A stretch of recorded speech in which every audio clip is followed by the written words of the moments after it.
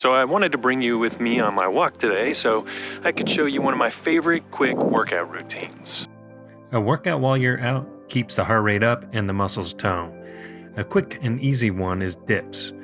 Make sure you're seated with your hands firmly set at either side, about shoulder width apart, hands outward, pronated so that the shoulder and elbow are in the proper position. Scoot out so that your butt is just ever so slightly hanging off of the seat, and slowly lower yourself down to a 90-degree angle at the elbows, and thrust up.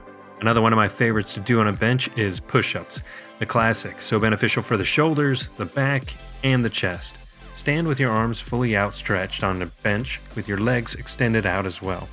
With a straight back, lower yourself down towards the bench, getting as close as you can with your chest, then straighten your arms with strength and confidence. If you want more tips and exercises that meet you where you're at, check out our page and follow us.